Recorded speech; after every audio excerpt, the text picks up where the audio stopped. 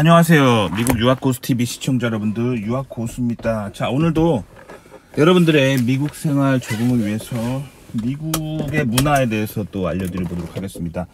자, 제가 이 미국 유학고수TV라고 하는 이 아이디로 로그인을 하죠. 여러분들한테 영상을 올리려고.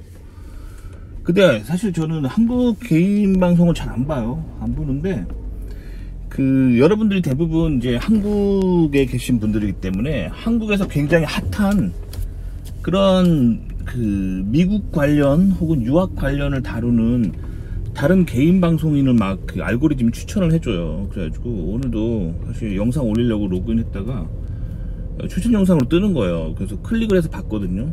근데 무슨 내용이냐면 이 어떤 여자분이 하는 개인 방송인데 이분이 친척이 다 미국에 살아요.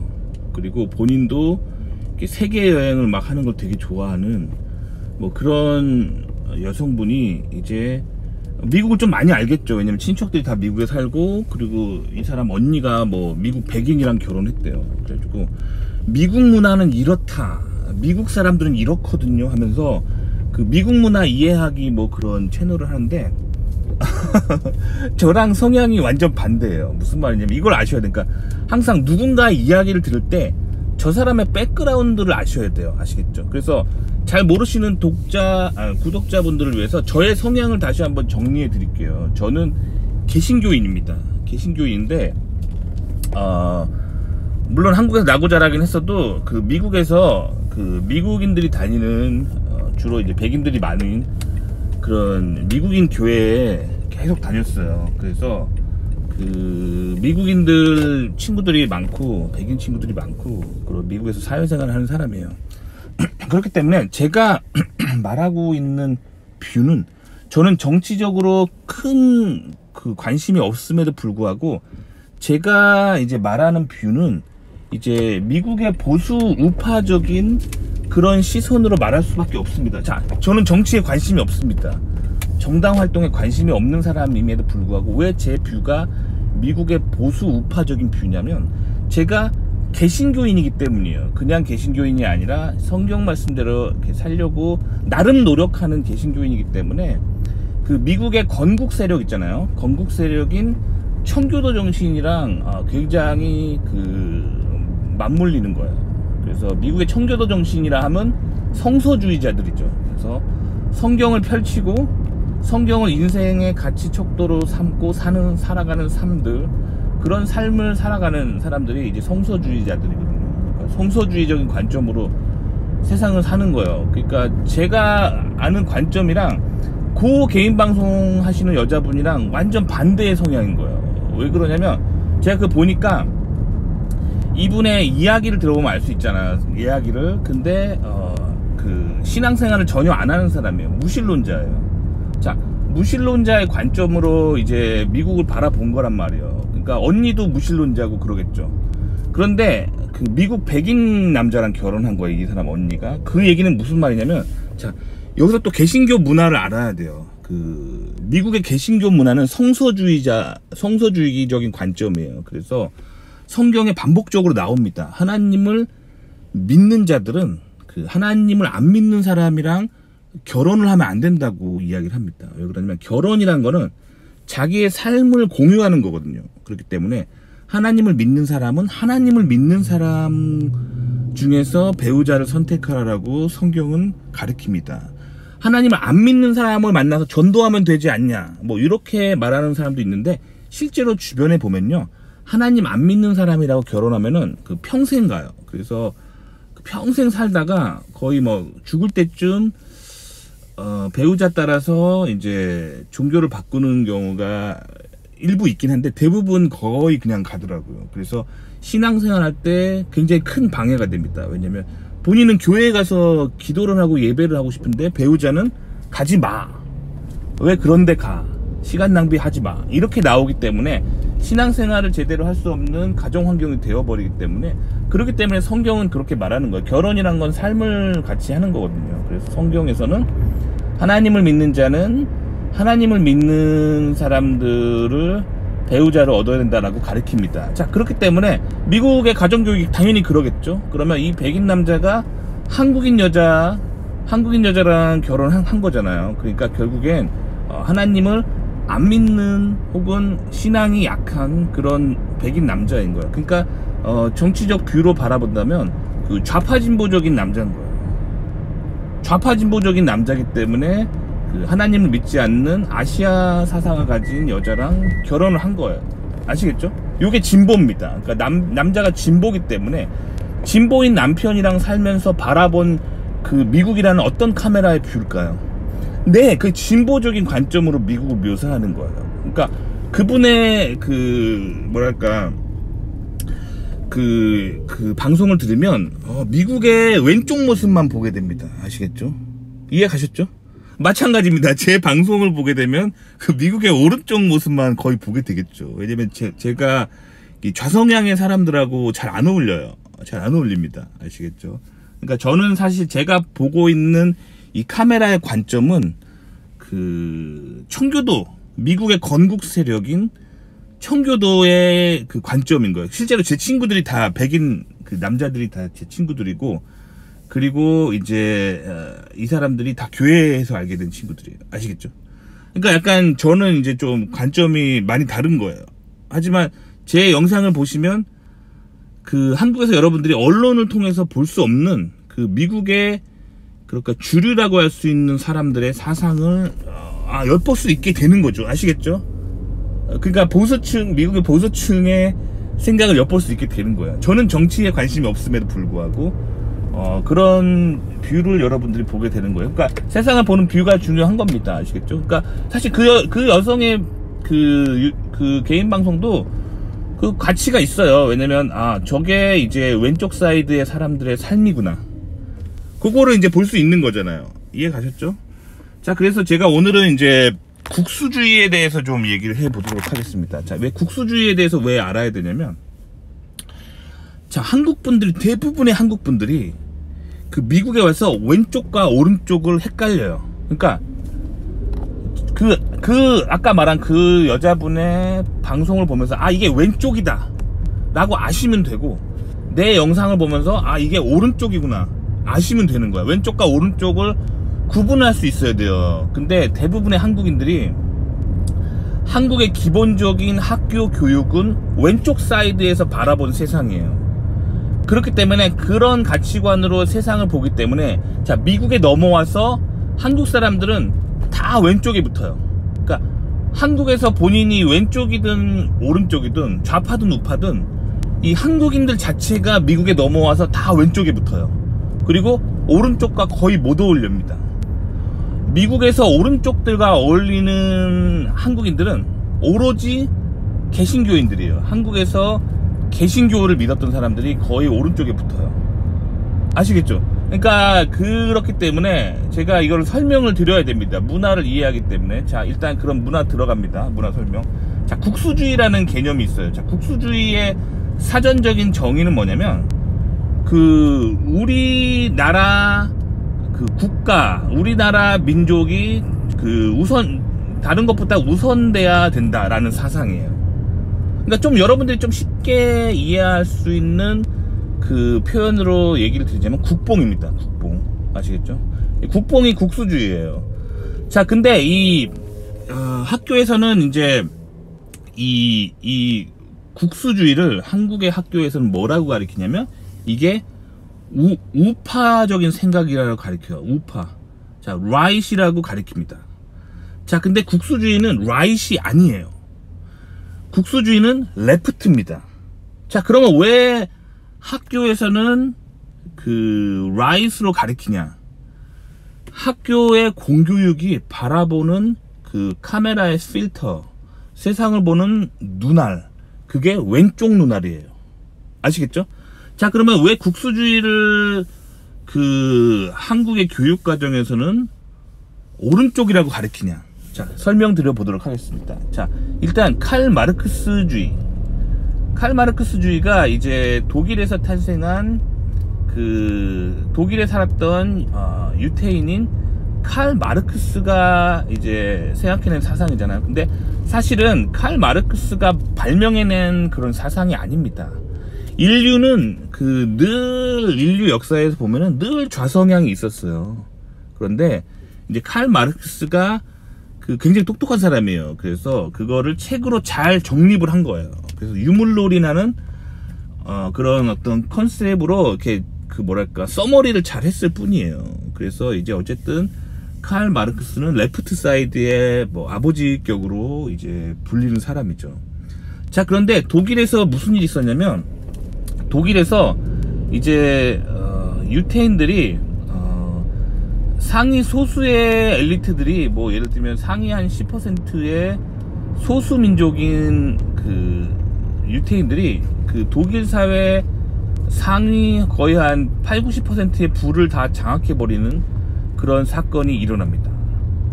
그러니까 원래부터 독일 사람들이 유태인들을 싫어했던 건 아니에요. 왜냐면 유태인들을 그러니까 독일 사람들이 보면은 사실은 굉장히 외국 사람들에게 되게 관대한 문화를 가지고 있었어요. 그러니까 굉장히 진보적인 문화를 가지고 있는 게 독일입니다. 그렇기 때문에 거기에 유태인들이 가서 많이 사는 거예요. 근데 유태인들이 굉장히 똑똑하고 돈을 잘 벌어요. 돈을 잘 법니다. 자, 그 이유는 이 사람들이 성경적 가치관으로, 구약 성경이죠. 성경적 가치관으로 세상을 보는 민족이기 때문에 뭐랄까 세상에서 돈 버는 게임 있잖아요. 돈 버는 게임에서 무조건 이기는 거예요. 그러니까 성경은 단순하게 이제 종교적으로 경건하게 사는 것을 다루는 책이 아니에요. 성경을 보면요, 약간 손자병법처럼 이기는 방법에 대해서 나와 있는 책이에요. 구약 성경에서 이제 주로 다루고 있는 것이 승리예요, 승리. 어떻게 하면 영적으로 그리고 세상 가운데 승리할 수 있을까? 승리하는 법을 다루고 있거든요, 구약 성경에서. 그러니까 구약 성경을 달달 외우고 다니다 보면은 그리고 그 원리를 가지고 세상에서 판단하게 되면 무조건 승리하는 거예요.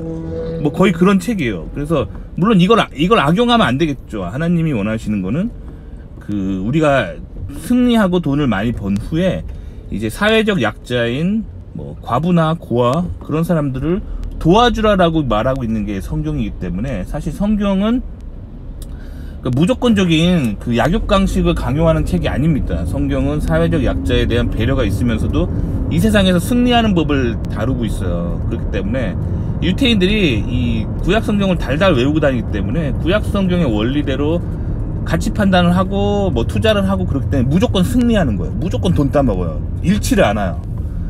그렇기 때문에 이제 독일에서 많이 살았던 유태인들이 독일의 돈을 다 따먹어 버린 거예요. 그러니까 독일 사람들은 가난해지고 있는데 유태인들이 독일의 돈을 다 따먹어 버린 거예요. 그래서 이제 독일에서 그래서 사회주의가 더 강해지는 거예요. 이거 이래가지고는 우리 독일 사람들 다 굶어 죽겠다. 자, 그럴 때 그들의 마음을 만져주는 사람이 나타났는데 그게 히틀러입니다. 그러니까 히틀러에 대해서 묘사할 때 좌파 진보적인 언론과 미디어와 정치가 거짓말하라고 하고 있는 게 뭐냐면, 히틀러가 자꾸 기독교인이었다고 막 주장하는 거예요. 근데 히틀러는 기독교인이 아닙니다. 그거가 좌파가 하는 거짓말이에요. 왜냐면 좌파들은 기독교를 항상 악의 어떤 무리로 막 이렇게 매도하려고 하는 경향이 있습니다. 자, 그리고 이제 서양 사회가 기독교를 바탕으로 한 사회이기 때문에, 그런 독일 사회의 리더였기 때문에 히틀러가 기독교인이다라고 막 이렇게 매도하는데 그렇지 않아요. 히틀러가 쓴 책을 읽어보면은 반기독교적인 사람입니다. 아시겠죠? 그러니까 히틀러가 기독교인이 아니라 반기독교적인 사람이에요. 자, 그래서 그런 상황을 만져준 사람이 히틀러입니다. 그래서 히틀러가 이제 독일 민족의 민족주의를 바탕으로 한 강력한 국가 사회주의를 주장한 거예요. 그러니까 사회주의자였어요. 히틀러는 사회주의자입니다. 그러니까 히틀러가 좌파라니까요. 자, 근데 여러분들이 인문학에 공부해보면 인문학 책에서 뭐라고 말하냐면 히틀러를 라이트라고 합니다. 라이트. 그리고 그냥 라이트이 아니라 far right이라고 하죠. 극우라고 하죠. 그러면 왜 좌파인데 왜 우파라고 학교에서는 가리키냐? 히틀러가 유태인들을 학살했기 때문이에요. 그래서 그 수용소에 갇혀가지고 이렇게 죽기만을 바라고 있던, 죽기만을 바라는 게 아니라 죽기만을 기다리고 있던 그런 비참한 그런 상태에서 이제 유태인들이 그 수용소에 있었잖아요. 홀로코스트 속에서. 자, 그 사람들이 이제 그 독일 나치가 패망하고 이제 전 세계로 이제 흩어져가지고 이제 그 좌파 경제학, 그 유태인들 중에서도 그 레프트 사이드들이 있었겠죠. 그 레프트 사이드들이 전 세계로 흩어져서 전 세계의 경제학과 그런 그 경제학과 정치학을 만들어내는 거예요. 그러니까 그들의 뷰로 좌파 유태인들을 그 학살했었기 때문에 그 히틀러가 사회주의, 즉 히틀러도 레프트였지만 같은 편으로 절대 할 수 없는 거예요. 우리의 적이니까. 그러니까 우리의 적이니까 쟤는 라이시다라고 본 거예요. 그 라이스를 일단 매도를 하는 거예요. 아시겠죠? 근데 그걸, 이런 역사와 이런 걸 모르고 한국의 이제 좌파들은 이 생각하는 게 되게 짧아요. 그 서양에서 들어오는, 특히 유럽에서 들어오는 이런 책들을 그 비판적인 사고 없이 그냥 달달 외운단 말이에요. 그러니까 히틀러는 학교에서 라이시라고 가르쳤으니까 파 라이시구나, 요렇게 받아들이는 거예요. 아시겠죠? 그 학교에서 시험 보면은 히틀러는 우파라고 그 극우라고 시험을 그 답안지를 써야 뭐 경제학이든 정치학이든 A를 맞기 때문에 그냥 달달 외우는 거예요. 아무 비판적 사고 없이. 아시겠죠? 비판적인 사고를 해서 그 서양의 문화와 역사를 보면은 히틀러는 좌파라는 걸 알 수 있어요. 근데 그 유태인 중심적인 칼마르크스주의자들과 적이란 말이에요. 유태인을 학살했기 때문에. 그래서 그 전통적인 레프트인 칼마르크스주의자들이 적으로 본 거예요. 그러니까 니네는 레프트가 아니다 해가지고 라이트 쪽으로 몰아넣은 거예요. 아시겠죠? 전통적으로 서구 사회에서는 성경적 가치관을 따르는 사람이 우파고 그 성경적 가치관의 보수가 우파예요. 아시겠죠? 그러니까 말이 안 되는 거예요. 자, 그러니까 이제 여러분들이 국수주의에 대해서 잘못 이해하게 됩니다. 그래서 이제 왼쪽과 오른쪽을 구분을 못하는 사람이 돼버리는 거예요. 이해 가셨죠? 자, 그래서 한국 같은 경우는 국수주의가 레프트 쪽에서 나타나는 거예요. 그래서 이게 그 국수주의가, 봐봐요. 국수주의를 학교에서는 뭐라고 가르치냐면 국수주의는 라이트이라고 가르치잖아요. 라이트. 근데 왜 한국에서는 레프트에 나타나냐고. 이해가 안 가요. 논리적으로 말이 안 되잖아요. 그러니까 좌파의 논리로 세상을 보면 항상 틀려요. 그래서 항상 망하는 거예요. 세상을 똑바로 못 보기 때문에 뭐 투자를 하든 뭐 본인이 뭐 비즈니스를 하든 좌파 논리로 하면은 끝에 모두 망해요. 그래서 더 가난해집니다. 가난해지고 망하기 때문에 제가 좌파하지 말라고 항상 얘기하는 거예요. 본인이 좌파 뭐 투표하든 우파에 투표하든 제가 그걸 강요하는 게 아니에요. 좌파의 그 사상을 내 삶에 실제로 적용해서 내가 좌파적으로 살면은 내가 가난해지는 거예요. 왜냐면 세상을 삐뚤어지게 보기 때문에 내가 하는 일이 망하는 거예요. 아시겠죠? 그래서 제가 굉장히 이걸 강조하는 거예요. 그래서 좌우를 구분해야 돼요. 미국에 가서 좌우를 구분 못하기 때문에 한국인들이 이제 가난해지는 거예요. 자, 아시겠죠? 자, 그래서 한국에서는 이 국수주의가 좌파 쪽으로 나타납니다. 자, 학교에서는 국수주의가 우파라고 말하는데 한국에서는 좌파로 나타나요. 그러니까 설명이 안 돼요. 설명이 안 되니까 설명이 안 되면 또 거짓말을 만들어내야죠. 그래서 뭐 좌익 내셔널리즘이라는 개념도 있다, 뭐 좌파 국수주의라는 개념도 있다라고 하면서 자꾸 끼워 맞히니까 더 헷갈려요. 아시겠죠? 자, 서양사, 세계사를 볼 때는 성경적이면 우파, 반성경적이면 좌파인 거예요. 이게 서구인들이 세상을 보는 기본 방식입니다. 근데 한국에서 여러분들이 익숙한 세상을 보는 방식이 이 좌파 사이드에서 바라본 그 짝눈이 바라본 세상이기 때문에 이게 세상이 항상 편향되고 망하는 거예요. 아시겠죠? 자, 그러면 한국에서 지금 그 국수주의가 나타나고 있는 현상, 국수주의 민족주의가 나타나고 있는 현상에 대해서 좀 설명드려 볼게요. 자, 원래 제가 어렸을 때 한국은 우파가 정권을 잡고 있었어요. 대대적으로 한국은 이승만 대통령이 우파 정권을 만든 후부터 사실 이승만 대통령이라는 사람 자체가 미국 유학파잖아요. 그래서 미국의 정치학을 박사를 따고 그 정치학적인 논리로 대한민국을 만들었단 말이에요. 그러니까 대한민국은 사실은 굉장히 미국적인 정치 시스템과 사회 시스템을 가지고 있는 나라예요. 아시겠죠? 근데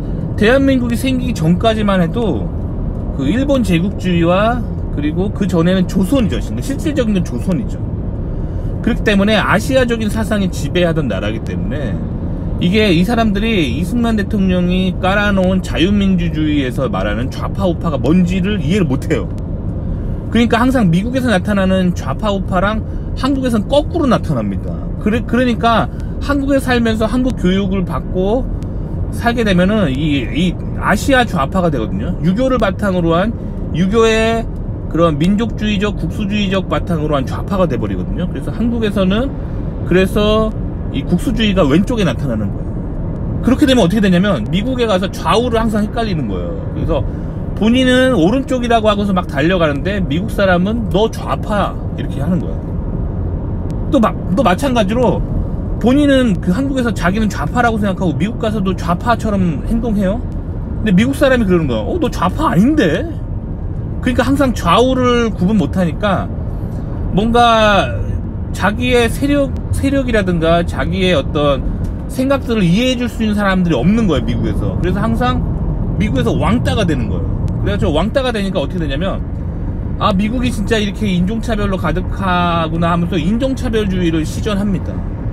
그렇게 한 다음에 이제 한국인 민족주의를 바탕으로 한인타운을 만들고 자기들만의 철옹성을 만든 다음에 미국이랑 교류를 안 하고 살아가게 되는 거예요. 그래서 미국에서 이게 고생은 고생대로 하고 다 망하는 거예요. 잘 안 됩니다.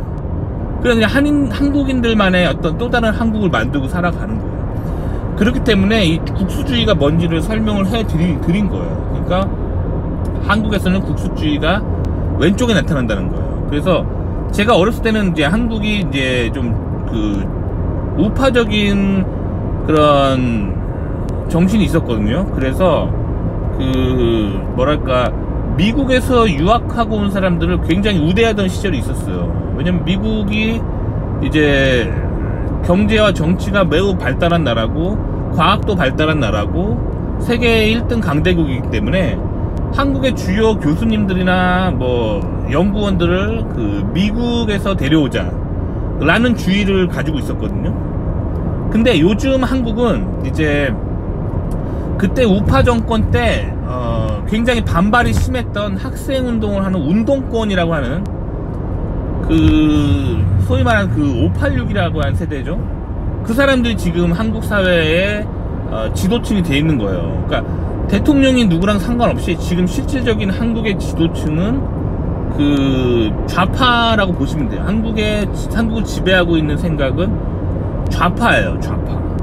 그렇기 때문에 그들이 지금 한국의 주요 세력으로 떠오르고 있기 때문에 좌파 민족주의, 좌익 내셔널리즘이 지금 한국을 지배하고 있다고 보시면 돼요. 그런 한국 사회가 당연히 그러니까 좌익 민족주의이기 때문에 조선으로 다시 돌아가고 있는 거예요. 그러니까 이승만 대통령은 조선의 시스템이 악하다고 보고 반조선, 탈조선적인 그런 나라를 건국한 게 대한민국입니다.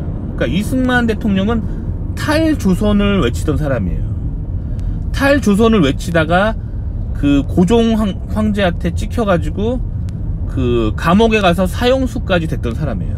그런데 그런 미국의 전폭적인 서포트로 인해서 살아나게 된 거죠. 그리고 미국으로 유학 가서 미국에서 박사 따고 한국에 와서 대한민국을 건국한 거예요. 미국의 정치계를 다 구워 삶아가지고 미국을 움직이게 만든 사람인 거죠. 지금 저대로 놔두면 대한민국은 공산화가 된다. 그리고 한반도 전체가 조선으로 돌아간다. 그래서 굉장히 비참한 다시 조선의 왕조 같은 그런 공산당의 탑 레벨의 사람들이 백두혈통 같은 그런 왕족처럼 다시 군림을 하고 대중들은 조선의 노비처럼 다시 비참하게 전락한다. 공산당을 반드시 막아야 된다. 이런 사상을 가지고 있었던 분이 이승만 대통령입니다. 그래서 이승만 대통령이 자유민주주의를 이렇게 셋업해 놓은 거예요. 아시겠죠? 그런데 지금 이제 이승만 대통령에 반발하던 종북 세력들이 이제 주체가 돼서 이제 조선 민족주의자들이 지금 한국의 50대 한국을 어떻게 보면 리드하는 세력들이죠. 뭐 미디어라든가 교수, 뭐 사회 지도층이 다 이제 좌익 내셔널리즘, 그러니까 좌파 민족주의자들이 지금 한국을 장악하고 있는 거예요. 그러니까 다시 한국이 어떻게 되냐면 조선으로 자꾸 돌아가려고 하는 거예요. 조선으로. 지금 이게 한국의 분위기입니다. 자, 그렇기 때문에 제가 왜 이 얘기를 드리냐면 요즘 그래서 한국에서 자꾸 이제 뭐랄까 한국인 박사들을 좀 우대하고 있어요. 뭐 교수 자리라든가 연구 리더에 미국 박사를 요즘 잘 안 뽑으려고 하는 그런 분위기로 가고 있어요. 그 원인을 설명드린 거예요. 여러분들이 이제 유학을 하니까. 그래서 요즘 같은 시대에는 솔직히 말하면 미국에서 박사를 하잖아요. 그러면 한국 들어가기가 예전처럼 쉽지가 않아요. 왜냐면 지금 한국이 좌익 내셔널리스트들이 지금 한국 사회를 장악하고 미디어랑 사회를 다 장악하고 있기 때문에 이 민족주의가 왼쪽에서 나타나는 거예요. 그래서 이 한국에서 이제 연구소나 교수나 이런 쪽에서 이제 국내에 학벌 좋은 조선의 사상이 학벌주의잖아요. 그래서 학벌 랭킹 1등 하는 국내 박사들을 요즘은 많이 교수나 연구소의 그런 수장으로 많이 임용하고 있는 거예요. 요즘 그래요. 그런 분위기입니다. 그래서 오히려 미국 유학파들이 요새는 한국 들어가기가 예전처럼 쉽지 않아요. 그러니까 미국에서 유학한다고 하는 거는 사실은 미국에서 이제 사시는 것까지 염두를 둬야 돼요. 미국에서 유학한 다음에 영주권 따고 미국 회사 다니고 결국에는 미국에서 눌러 앉는 그래서 계속 살고 싶은 사람은 미국 시민권을 따고 이런 쪽으로 가야 되는 게 요즘의 현대의 유학 트렌드입니다. 왜냐면 한국이 자꾸 민족주의가 발달하는 거예요. 왼쪽에서 레프트 민족주의가 자꾸 발달하기 때문에 미국 유학파들을 배척하고 있는 분위기로 가는 거예요. 그러면 왜 한국에서는 레프트들이 민족주의를 하고 미국 유학파들을 배척하냐? 자, 이게 바로 한국의 거의 대부분의 이제 정치 사상은 제자백가로 설명이 가능합니다. 제자백가. 왜냐면 중국에 지대한 영향을 받은 나라가 한국이기 때문에 제자백가 사상을 아셔야 돼요. 자, 제자백가 사상 중에 한비자라고 하는 사람이 있습니다. 한비자. 자, 한비자가 쓴 책 중에 망징이라고 하는 책이 있어요. 망할 징조라는 그런 책인데 한비자는 제자백가 사상으로 치면 법가에 해당합니다. 법가. 그러니까 아시아 법치주의를 바탕으로 한 그런 국가관을 가지고 있던 사람이 법가 사상가고, 그런 사람 중에 하나가 이제 제자백가 사상가의 한 유파인 법가이고 한비자입니다. 한비자의 망징을 보면 한비자는 이렇게 얘기합니다. 국가가 망할 징조는 외국에서 온 사람을 국가의 엘리트 계층에 앉히는 것이다 라고 주장합니다. 그래서 국가가 잘 나가기 위해서는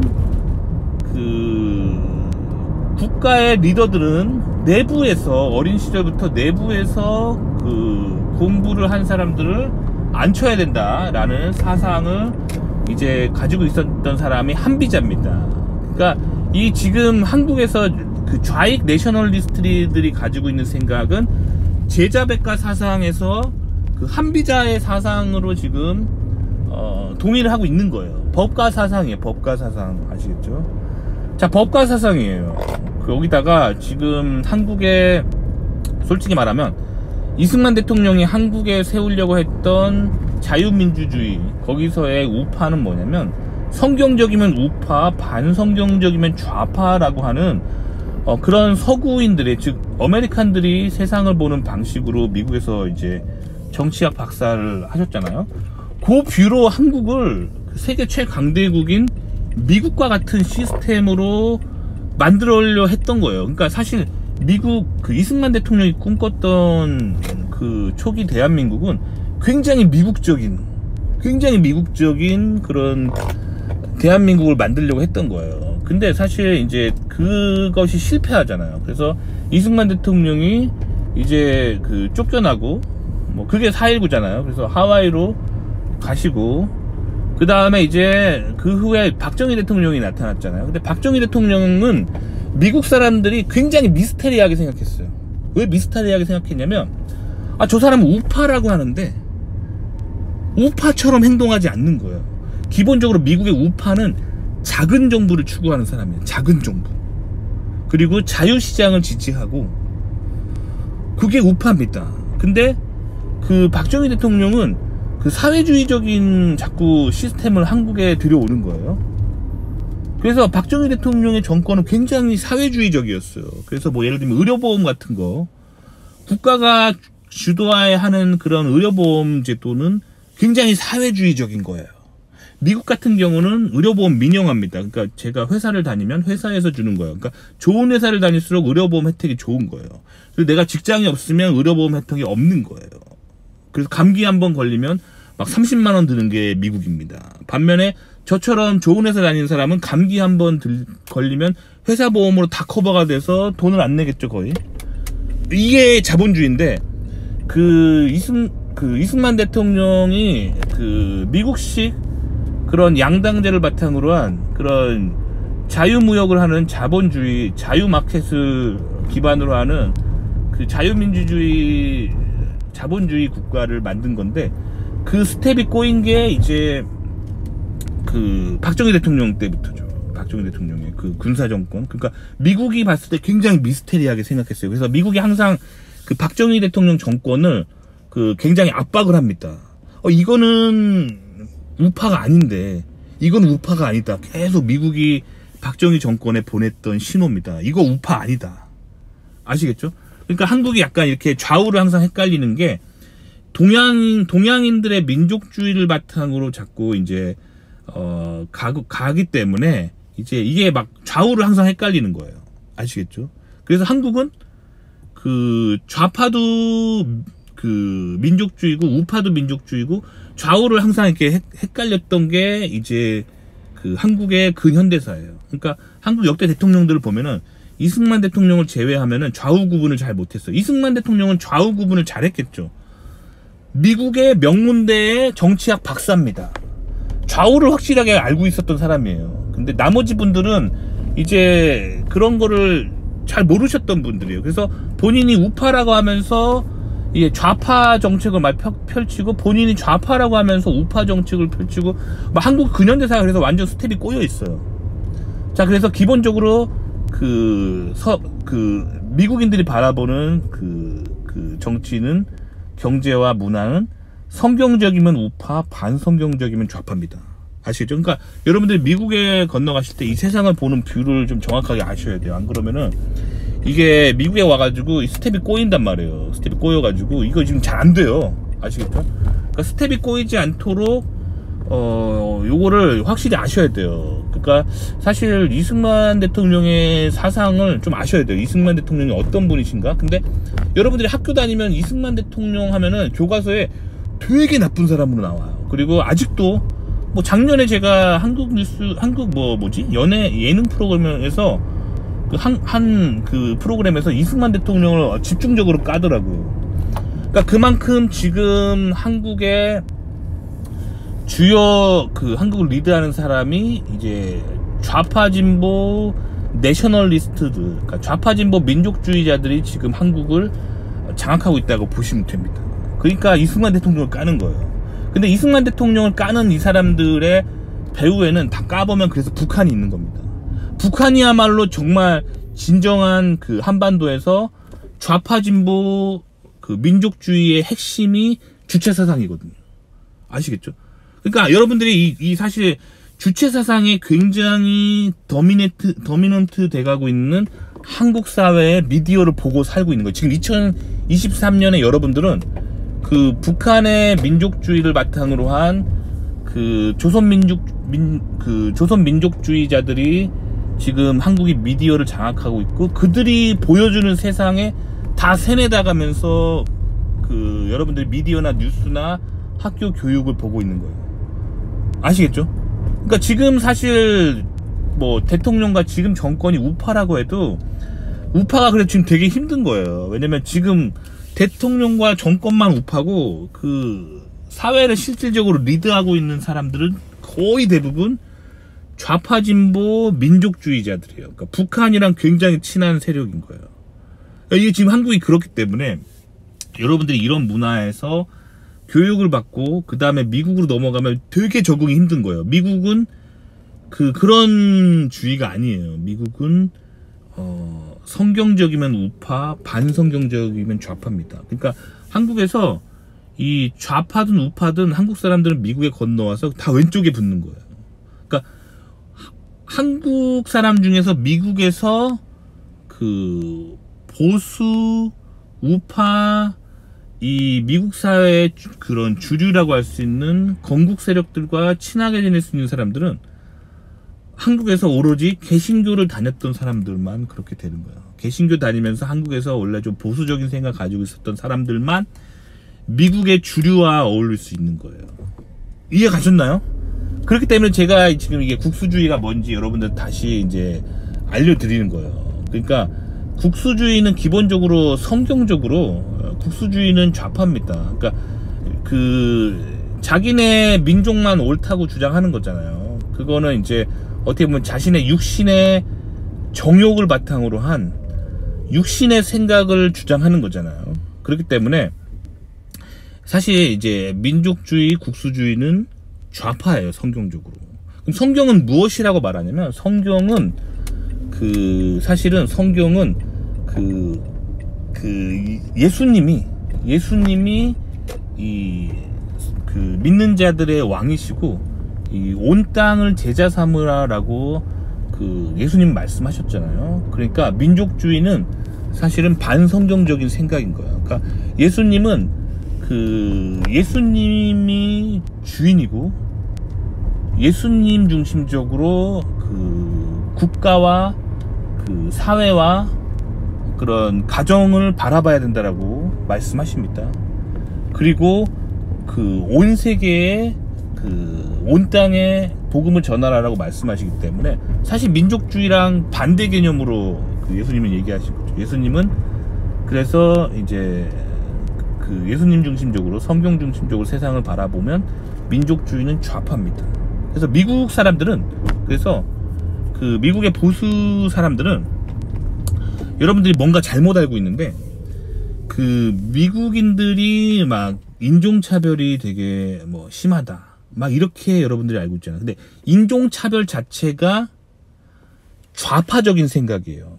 인종차별이라는 거는 내가 태어난 육신의 DNA를 가지고 사람을 결정해 버리는 거잖아요. 쟤는 백인, 쟤는 흑인, 쟤는 동양인. 근데 미국의 보수 우파들은 성경적으로 세상을 본다 그랬잖아요. 성경에서는 육신의 정욕을 추구하고 육신의 것들을 생각하는 거는 사망의 생각, 즉 죽음의 생각이라고 얘기합니다. 그렇기 때문에 미국의 보수 우파층들은 사실은 믿음을 가지고 서로를 구분하는 거지 육신의 DNA를 가지고 서로 막 구분하지 않아요. 그렇기 때문에 저는 미국에서 이제 개신교적인 생각을 가지고 미국의 이제 보수층, 미국의 청교도인들의 후예랑 어울리기 때문에 제가 그래서 백인 친구들이 많은 거예요. 그들은 다 그렇게 생각해요. 그들은 자신이 백인이라고 해서 뭔가 우월감이 있다고 생각하지 않고요. 이 백인 친구들이 친구하고 좋아하는 사람들은 성경적으로 살면은 다 친구라고 생각하는 거예요. 형제, 하나님 안에서 형제, 자매라고 생각하는 거예요. 이해 가셨죠? 그러면 거꾸로 이제 좌파들이 맨날 인권하고 인종차별하면 안 된다고 맨날 말하지만 사실 좌파들이 즉 레프트들이 굉장히 그런 육신에 대한 그런 생각을 많이 합니다. 아시겠죠? 그러니까 이게 좌우가 굉장히 헷갈리죠. 그러니까 미국에서 반드시 성경을 알아야 돼요. 성경을 잘 알고 그거를 따르고 보수하려고 하는, 성경을 지키려고 하는 사람이 그래서 보수, 컨저버티브인 거예요. 그리고 이 사람들이 right인 거예요. right. 왜 right을 우파라고 하냐면, 보수라고 하냐면, 성경에서 보면은 오른쪽이라는 단어가 굉장히 강조되어 있어요. 성경에 나와 있는 텍스트를 보면은 오른쪽이라는 뜻은 하나님 편에 선 자들이란 뜻이에요. 그래서 그 구약 성경에서 이제 하나님의 제사장들을 임명하는 그 의식들을 한번 봐보세요. 그 텍스트를 보면은 그 신체의 오른쪽에 이제 그 뭔가 이제 뭐랄까 영적인 스피릿이 임하도록 그렇게 오른쪽에 마킹을 합니다. 오른쪽에 이제 뭐 손을 얹고 뭔가 의식을 하거나 오른쪽에 뭔가를 합니다. 그러니까 오른쪽이라는 거는 하나님 편에 선 사람들이라는 임명을 받고 하나님께 인정을 받는 거예요. 이게 오른쪽입니다. 아시겠죠? 반면에 이제 그러면 오른쪽에 아는 사람들이 이제 왼쪽이겠죠. 그럼 왼쪽은 뭐냐? 왼쪽은 이제 프랑스 대혁명 때 그 인본주의, 즉 무신론적으로 세상을 보는 사람들, 이런 사람들이 그 프랑스 대혁명의 이제 급진파죠. 그 의회 왼쪽에 앉아 있다고 해서 우리는 레프트다라고 하는데, 사실은 그거는 이제 좌파들이 만들어낸 개념이고, 성경에 다 나와 있기 때문에 이 좌파들은 알고 있었어요. 처음부터 우리는 왼쪽이다, 우리가 레프트다, 그리고 우리의 적은 right이다, 이미 알고 있었어요. 그렇지만 이 서구 유럽의 역사에서 우리는 하나님을 반대하고 있다라고 이렇게 기치를 내걸면 이게 정당성이 성립이 안 돼요. 왜냐면 그 성경을 바탕으로 한 그런 사상이 굉장히 지배적이고, 이런 사회에서 우리는 하나님을 반대한다고 하면 사람들이 안 따라요. 다 탈퇴해버려요. 그렇기 때문에 이것도 거짓말을 해야 되는 거, 교묘하게. 그래서 뭔가 쿨하게 이걸 보일 수 있는 방법이 없을까? 우리가 레프트가 하나님을 대적하는 세력이라는 거를 이렇게 기치를 내걸지 말고, 자, 무엇으로 우리를 좀 있어 보이게 할까 하다가 프랑스 대혁명이 결국에 이제 좌파들에 의해서 일어났고, 인본주의 사상의 결정체잖아요. 그게 굉장히 좌파들에 있어서 굉장히 중요한 사건이에요. 그렇기 때문에 여기서 우리가 이제 의회의 왼쪽에 앉아있는 우리들을 돋보이게 하자 해가지고 나온 게 우리는 레프트다, 요 이론이에요. 아시겠죠? 그 이론을 학교에서 가르치기 때문에 결국에 여러분들이 공교육에서 받는 에듀케이션의 관점은 레프트가 바라본 시선이라는 거예요. 그래서 여러분들은 한국에서 교회를 안 다니면은 라이트의 시선을 배울 수가 없습니다. 라이트의 시선은 그 미국에서도 교회를 다니고 가정교육에서만 라이트의 시선을 배울 수 있고, 그 학교 공교육의 시선은 레프트입니다. 즉 헬레니즘이에요. 헬레니즘이고 종교다원주의적인 사상이고, 그리고 아테네적인 사상인 거예요.